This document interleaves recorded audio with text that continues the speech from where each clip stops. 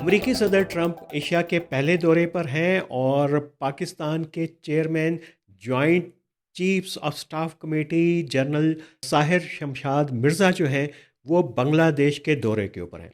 बज़ाहिर ये दो अलग अलग से वाक़यात हैं और अमेरिका ज़ाहिर है कि वर्ल्ड पावर है और उसके सदर ट्रंप की दूसरी ट्रंप का ये एशिया का पहला दौरा है। और पाकिस्तान के जो जनरल साहिर मिर्ज़ा का ये दौरा, इसकी बड़ी सिग्निफिकेंस है। कहीं ना कहीं पे जाके आपस में इनका ताल्लुक तो बनता होगा, क्योंकि जिस तरीके से जियो पॉलिटिक्स जो चेंज हो रही है वो बहुत सारे मुख्तलिफ वाक़यात जो दुनिया में हो रहे हैं, वो जो बज़ाहिर मुतज़ाद लगते हैं, लेकिन कहीं ना कहीं पे आके एक ब्रॉडर जो है वो डिज़ाइन का हिस्सा बनते चले जाते हैं। और जब हम डिज़ाइन की बात कर रहे हैं तो इसको कोई कॉन्स्पिरेसी थ्योरी ना समझिएगा, क्योंकि बाज़ दफ़ा बहुत सारी जो डेवलपमेंट्स हैं वो अपने अपने पैटर्न के ऊपर दुनिया में दो मुल्कों के दरमियान एक रीजन में चल रही होती हैं, और उसी वक्त जो है ग्लोबल पॉलिटिक्स के मुख्तलिफ ट्रेंड चल रहे होते हैं, वो कहीं ना कहीं पे उनके जो टेंडेंसीज हैं आपस में आके कन्वर्ज हो जाती हैं। लेकिन चले, ये तो हम इस पे बात करेंगे, लेकिन सबसे अहम एक टॉपिक जो आज हम आपके साथ जो डिस्कस करेंगे वर्ल्ड अराउंड पाकिस्तान में, वो है जमात इस्लामी बांग्लादेश, और उसका किरदार क्या है आने वाले बांग्लादेश के सियासी मंजरनामे के अंदर, उसका ताल्लुक पाकिस्तान के साथ और पाकिस्तान के जो हक में नैरेटिव वहाँ पे बन रहा है उसके साथ क्या ताल्लुक है, और ये कि इंडिया वहाँ जमात इस्लामी की मकबूलियत से क्यों खाइफ है। ये भी अभी इसके ऊपर दो राय है कि जमात इस्लामी शायद बहुत ज़्यादा इलेक्टोरल सक्सेसेस तो ना ले सके, लेकिन बहरहाल उसका जो नैरेटिव फॉर्मेशन है उसमें एक बड़ा किरदार है बांग्लादेश के अंदर। और पाकिस्तान के लिए ये एक ज़्यादा खुशाइन बात है कि वहाँ पे उसको एक ऐसा नज़रियाती अलाइनमेंट वाला इत्तेहादी उसके पास है जो इस किस्म के नैरेटिव बना रहा है, जो पाकिस्तान के जो स्ट्रेटेजिक और सियासी मफादात हैं उनको वो सपोर्ट करता है, और उनके साथ एक अलाइनमेंट और सिंक्रोनाइजेशन जो है वो क्रिएट कर रहा है। ज़ाहिर है कि इसका इंडिया के अंदर जो है रिएक्शन हमें देखने में आ रहा है, और ये दोनों चीज़ें उस वक्त हो रही हैं जब बांग्लादेश के और पाकिस्तान के ताल्लुकात जो है वो तेज़ी से बढ़ रहे हैं, आगे बढ़ रहे हैं। हम बात कर रहे थे जनरल साहिर शमशाद मिर्ज़ा साहब की, उनकी चीफ एग्जेक्टिव से मुलाकात हुई है उधर मोहम्मद यूनस से, और उन्होंने एक जो किताब पेश की जिसमें जो इंडिया के कुछ जो इलाके हैं वो उस एक नक्शा है जो उसके अंदर दिखाए गए हैं, और इंडिया ने वहाँ उसके ऊपर बहुत ज़्यादा डिबेट शुरू हो गई है इंडिया के अंदर।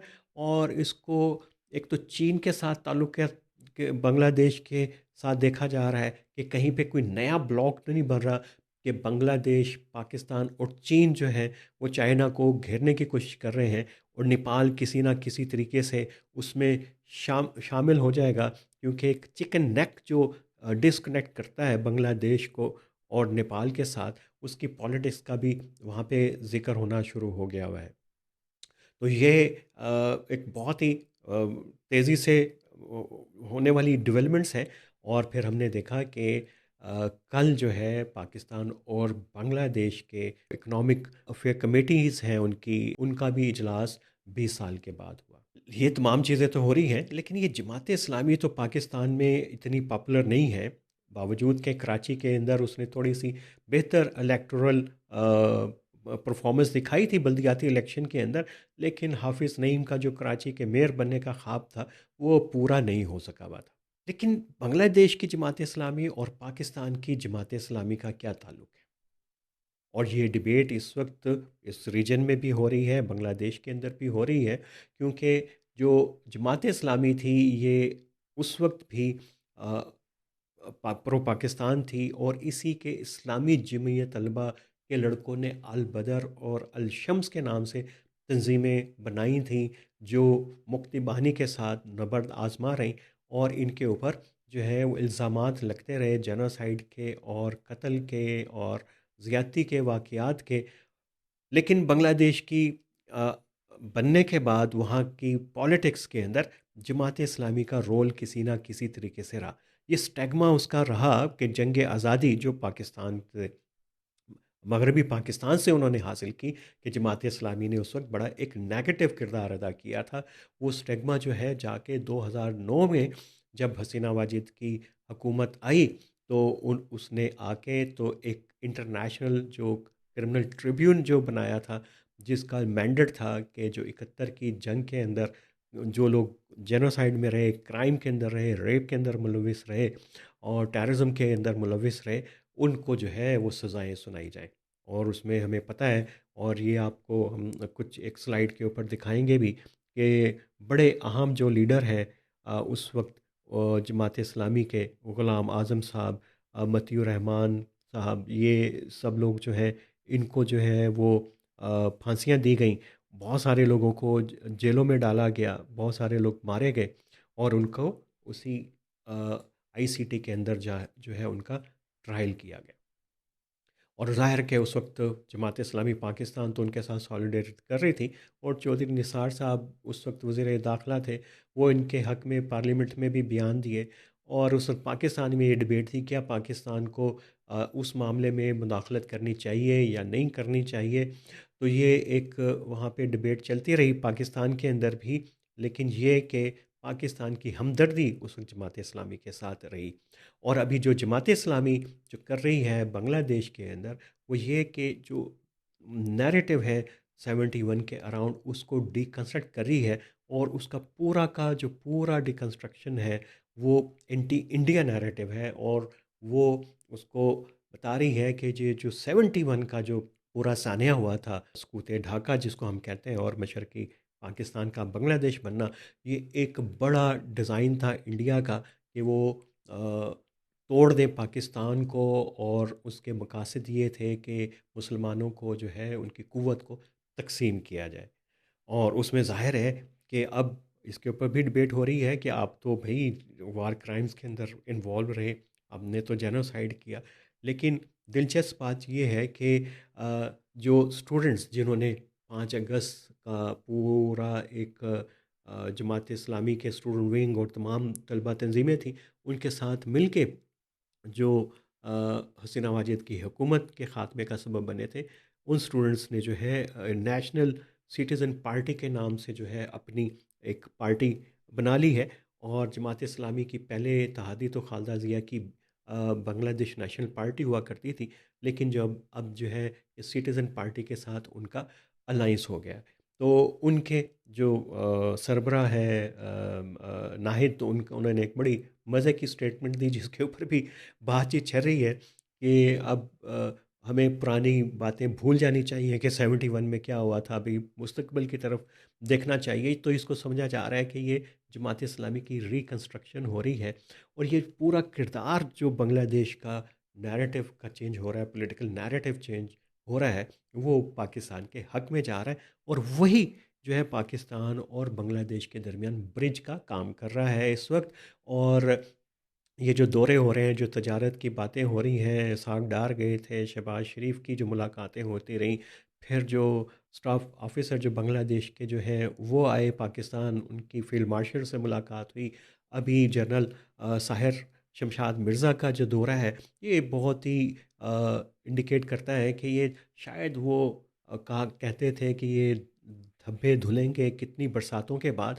तो ये अब जो है शायद ये वो वक्त आ गया है कि ये दोनों मुल्कों के दरमियान वो धब्बे जो हैं वो 70 के 71 के वो धुलना शुरू हो गए हैं। और उसमें जो इन दागों को धोने के अंदर ज़ाहिर है कि दोनों के अपने अपने तज़वीराती, तजारती, माशी मकासद भी हैं। लेकिन उसके अंदर जो है ये इन दाग और धब्बे धोने के अंदर वहाँ पे जमात इस्लामी का, और ये अभी ये स्टूडेंट्स की जो मूवमेंट उठी थी, और बीएनपी, उनका एक बड़ा किरदार है। और ऐसे लगता है एक नए बांग्लादेश की पहचान बन रही है, और इंडिया उसको जो है एक पॉलिटिकल थ्रेट के तौर पे देख रहा है। और उसका जो पूरा नैरेटिव इस वक्त है, और जो कि अवामी लीग का भी था, कि ये पाकिस्तान से अलग होना बांग्लादेश, एक लिसानी एक वो झगड़े की बुनियाद पे था और उसकी बुनियाद पे अलग हुए। तो लेकिन ग्रेजुअली जो है वहाँ पे इस्लामी के जो नैरेटिव है, जमात इस्लामी के और मजहबी नैरेटिव ने उसकी जगह ले ली है, और जो ज़ुबान की बुनियाद के ऊपर अलहदा हुए थे, वो जो है नैरेटिव जो है वो कमज़ोर पड़ गया हुआ है। ज़ाहिर है कि बांग्लादेश को बने हुए दहाइयाँ हो गई, और अब तो पाकिस्तान के साथ वो लिसानी झगड़े नहीं हैं, तो वो जो रिश्ते बन रहे हैं अब थोड़े से उसको रैशनल अंदाज के अंदर उसको देख रहे हैं।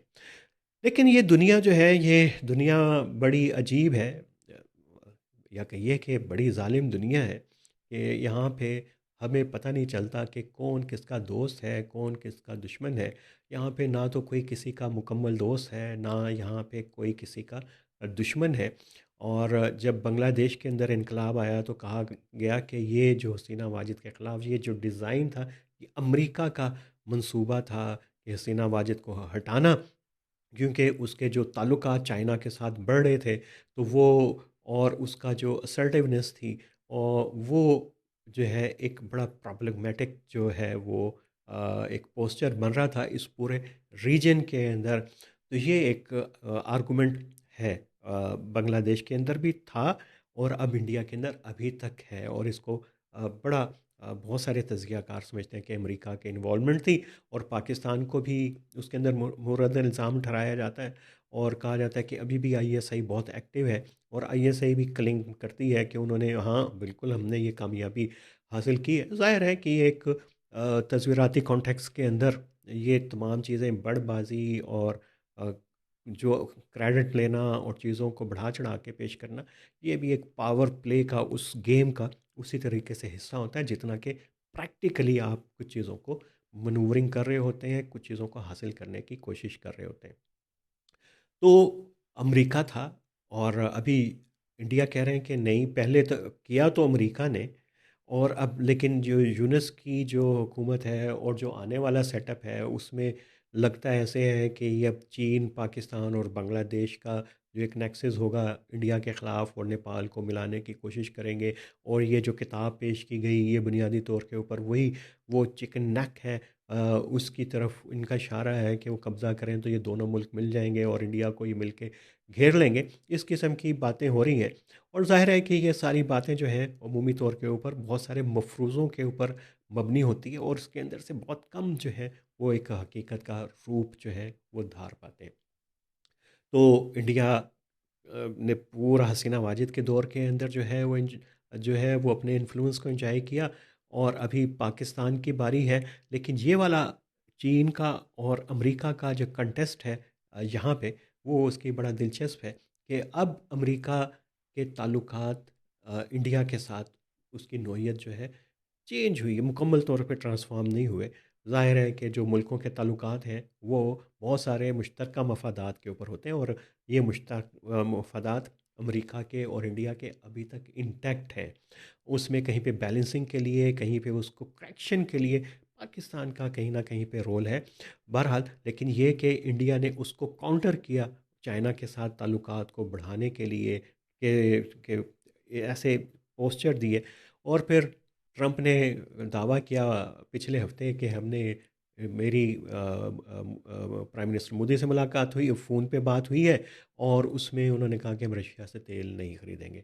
और आज ये हो भी गया कि ऐसे इंडिया ने जो ऑर्डर जो है रशियन ऑयल के ख़रीदने के, उनके अंदर सिग्निफिकेंट कमी कर दी है। यानी इंडिया दोबारा से वो कोशिश कर रहा है, कि ज़ाहिर है कि टैरिफ का इशू है, वो बड़ा संगीन एक इशू है। उसके साथ साथ कि जियोपॉलिटिक्स भी जो है उसकी फ़ेवर में नहीं थी।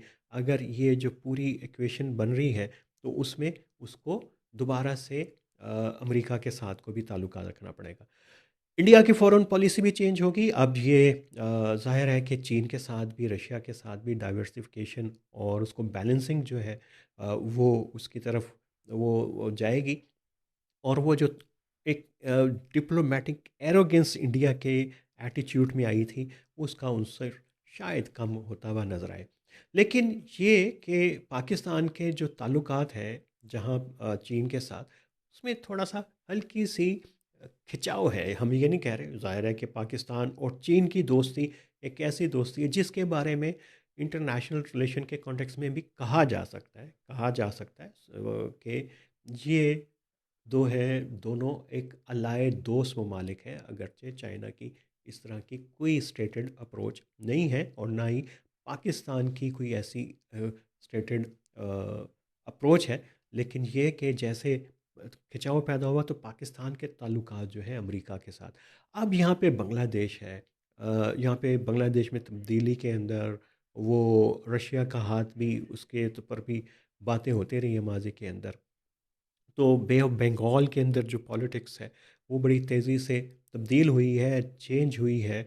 और ये अजीब है कि पहले इस तब्दीली के लिए बांग्लादेश के अंदर कहा जा रहा था कि ये अमेरिका और पाकिस्तान का मंसूबा है, लेकिन अब ये जो इत्तेहाद बन रहा है, एक अलाइंस बनने बनने जा रहा है, वो चाइना का, और पाकिस्तान का और बांग्लादेश का है। और ये उस वक्त ये सारी बातें हो रही हैं जब एक तरफ कहा जा रहा है कि पाकिस्तान और चीन के ताल्लुकात में खिंचाव है और अमेरिका के साथ ताल्लुकात हमारे बेहतर हो रहे हैं। जैसे कि कहा भी अमेरिकन स्टेट सेक्रेटरी ने, रूबियो ने, कि हम हमारे पास जो है वो तो ज़ाहिर है अमेरिका इंडिया के साथ ताल्लुकात की कीमत पे तो नहीं होंगे, लेकिन हमें स्ट्रेटेजिक ताल्लुकात के लिए एक बड़ा मौका है और हम उस मौके को गंवाएंगे नहीं।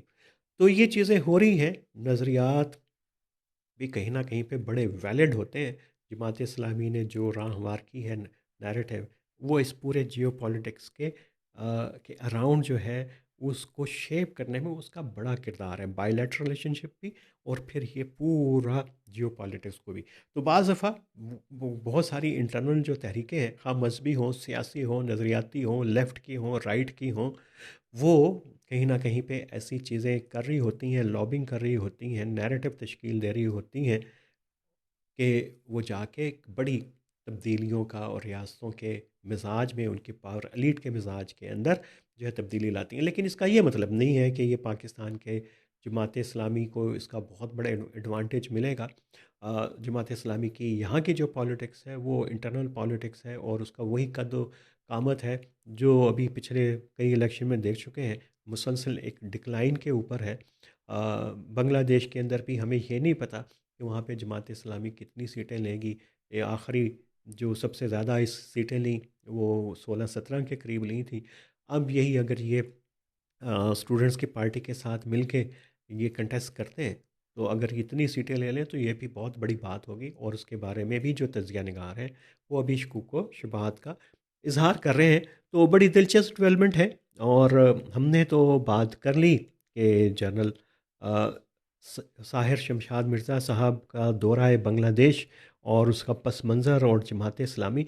लेकिन पिछले हमने बुध को बात की थी कि जो सेमीकंडक्टर और रेयर अर्थ मिनरल्स के ऊपर हम बात करते आ रहे हैं, वो बात पहुंची कहाँ तक। और ये क्योंकि ये दो रेयर अर्थ मिनरल्स जो हैं और सेमीकंडक्टर्स की जो अराउंड ट्रेड वार है, ये एक नई ग्लोबल वॉर जो है उसको तश्कील दे रही हैं। और जो प्रेसिडेंट ट्रम्प का दौरा है एशिया का, मलाइशिया जाना भी बड़ा सिग्निफिकेंट था उनका, तो वो उसी के अराउंड घूम रही है। और पाकिस्तान के लिए भी और इस रीजन के लिए भी उसकी बहुत ज़्यादा इम्प्लीकेशंस हैं। वो क्या इम्प्लीकेशंस होंगी उसके ऊपर हम बाद में बात करेंगे। लेकिन बहुत इम्पॉर्टेंट है कि मलाइशिया जो तकरीबन 13% जो है सेमीकंडक्टर्स जो है वो बनाता है। और उसमें अभी एग्रीमेंट जो हुआ इनका, अमेरिका का और मलाइशिया का, उसके अंदर मलेशिया ने यकीन दहानी करवाई है कि वो जो एक्सपोर्ट है क्रिटिकल मिनरल्स की, रेयर मिनरल्स की यूएस की तरफ और सेमीकंडक्टर्स की, वो उसके को बैन नहीं करेगा। क्योंकि मलेशिया के अंदर भी एक यूएस और चाइना के इंटरेस्ट की जो है लड़ाई लड़ी जा रही है। और उसमें बज़ाहिर मलेशिया का जो है वो भी उसी एक पोजीशन के अंदर है, पाकिस्तान के इकोनॉमिक प्रोफाइल को इग्नोर करके, कि उसको भी चीन और अमेरिका के दरमियान एक ताल्लुक़ को चुनने का मसला दरपेश है। और वहाँ पे एक दौर में तो अमेरिका का इन्फ्लुएंस ज़्यादा था, लेकिन ग्रेजुअली जो चाइना का इन्फ्लुएंस जो है डेवलप शुरू होना शुरू हुआ था, तो ये ट्रम्प का दौरा जो है मलेशिया का सिग्निफिकेंट है कि उसको इन्फ्लुएंस को रिड्यूस किया जाए, और उन्होंने ये एग्रीमेंट के ऊपर पहुँचे, कंसेंसस पे पहुँचे कि ये जो रेयर अर्थ मिनरल्स का एग्रीमेंट है, ये इसके ऊपर कोई जद नहीं आएगी, और वो अमेरिका को एक्सपोर्ट होती रहेगी, सेमीकंडक्टर की भी होती रहेगी। और चाइना का अभी हमें रिएक्शन नहीं आया, और रिएक्शन आएगा भी नहीं, क्योंकि चाइना का के अगर इंटरेस्ट यहाँ पे सर्व हो रहे हैं, क्योंकि इंक्रोचमेंट जो चाइना की जो है मलेशिया के अंदर वो हुई है, और वो जितनी हो चुकी हुई है वो वापस नहीं आएगी, और ये वो अमेरिकन कैंप के अंदर उनकी बुनियादी तौर के ऊपर पेनिट्रेशन है। फिर आपने देखा होगा कि ट्रंप का और जापान की पहली खातून प्राइम मिनिस्टर ताकेशी सान जो है उनके साथ जो है मुलाकात हुई है, और वहाँ पे भी रेयर अर्थ मिनरल्स के ऊपर एग्रीमेंट हुआ। तो जैसे पाकिस्तान के साथ हुआ था, तो ट्रंप ये करने क्या जा रहे हैं। और फिर ग्रीनलैंड की बातें भी अब लोगों को समझ आना शुरू हो गई हैं कि वो क्यों जो है वो बात कर रहे थे जी कि वहाँ पे हमारे अड्डे भी हैं, और हमने वहाँ पे जाके जो है मिनरल्स को भी उस कॉन्टेक्स्ट के अंदर चीज़ों को देखने की बात हो रही है। तो ट्रंप जो है वो कोशिश कर रहे हैं कि एशिया के अंदर जो है वो जितने भी जहाँ जहाँ पे भी उसको ऐसी डी रिस्किंग स्टेट्स मिलें, तो उनके साथ एग्रीमेंट करें। मलेशिया है, उसमें बांग्लादेश भी है, और पाकिस्तान भी है, और अभी देखेंगे कि ये इसके अंदर और कौन कौन से ममालिक इसके अंदर शामिल होते हुए चले जाते हैं। तो बड़ी कॉम्प्लेक्स सी सूरत हाल बनी, और ये वाला जो सेमीकंडक्टर की वॉरफेयर है, इसके ऊपर हम मज़ीद इस पे गुफ्तगू करते करते रहेंगे। और ये कि अगर ये कोई पाकिस्तान और बांग्लादेश का माशी एग्रीमेंट्स कोऑपरेशन बढ़ती है, और पाकिस्तान ने ऑफ़र जैसे बांग्लादेश को किया है कि कराची पोर्ट को इस्तेमाल करने का अपनी मार्केट को एक्सपेंड करने के लिए, तो ये अलायंस जो है अमेरिका के बहुत सारे स्ट्रेटेजिक बे ऑफ बंगाल से लेके और बहरे अरब तक जो है ये बहुत सारे स्ट्रेटेजिक इंटरेस्ट को भी सर्व कर सकता है। और फिर उसका वो जो नई जियोपॉलिटिक्स है, रेयर अर्थ मिनरल्स और ये पूरी नई टेक्नोलॉजी के अराउंड, उसमें भी ये इत्तेहाद बड़ा अहम साबित हो सकता है। तो चाइना भी इसके अंदर है। अभी जो विन करने की, इसमें समझिए कि 4 मेजर प्लेयर हैं। इसमें 2 डी रिस्किंग स्टेट हैं, एक पाकिस्तान और एक बांग्लादेश। उस बल्कि 5 इसे कहिए, और इसको विन करने की कोशिश है और अमेरिका के दरमियान और इधर चाइना के दरमियान। चाइना के ताल्लुकात और यहाँ पे इन्फ्लुएंस जो है वो इंटैक्ट है।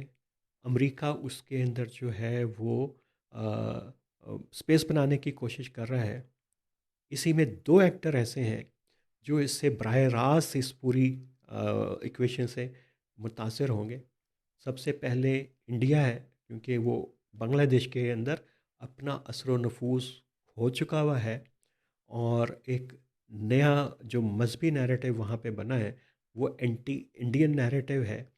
और पाकिस्तान के साथ एक पहले से ही एक कॉन्फ्रंट्रेशन है, और अभी भी जो है वो जो रिस्क है कॉन्फ्लिक्ट को एग्रीवेट करने का वो ज़्यादा है। तो पाकिस्तान के साथ जो अलाइंस है, तो वो उसके अंदर भी चाइना और जो यूएस का किरदार बड़ा इम्पोर्टेंट है, और पाकिस्तान इसको इंडिया के साथ बैलेंस करना चाह रहा है अपने दोनों रिलेशनशिप्स को लेके। तो बहुत ही इंटरेस्टिंग सिनेरियो बन रहा है, और बड़ा पैराडॉक्सिकल, यानी एक दूसरे मुतज़ाद किस्म की डेवलपमेंट्स हो रही हैं। और इसी के अंदर मज़ा है कि आपको ऐसी जियो पॉलिटिक्स हो जिसके अंदर आप को पता ना चल रहा हो कि कौन सबसे ज़्यादा जो है एडवांटेज लेगा, कौन सबसे ज़्यादा लूज़ करेगा, कौन सी टीम मज़बूत है, कौन सी इस वक्त टीम जो है साइड जो है वो वीक है और स्ट्रांग है, और कौन सी कुव्वत ऐसी है जो ज़्यादा आने वाले दिनों में स्ट्रांग हो सकती है, और दोबारा से वो पोजीशन गेन करके और अपने हरीफों को पीछे छोड़ सकती है। इंटरेस्टिंग टाइम्स, और जुड़े रहिए नैरेटिव से विद आमिर राना। और अगले आने वाले दिनों के अंदर बहुत सारी डेवलपमेंट्स हुई हैं, ख़ास तौर के पर जो इंटरनेशनल स्टेबलाइजेशन फोर्स की है गाज़ा के अंदर पाकिस्तान, इस पे बात करनी है। और अफ़गानिस्तान में जो कुछ अभी मुज़ाकरात हुए, उस पे हम एक दो डेडिकेटेड प्रोग्राम करेंगे। तो मुझे लग रहा था कि ये ज़्यादा अहम टॉपिक हैं जो डेवलपमेंट्स हो रही हैं जियो पॉलिटिकल कॉन्टेक्स्ट के अंदर, तो उसके ऊपर ज़्यादा बात कर ली जाए। तो ट्रंप को दौरा एशिया मुबारक, और पाकिस्तान के जनरल साहिर शमशाद मिर्ज़ा को दौरा बांग्लादेश मुबारक। और देखते हैं आने वाले दिनों में होता क्या है।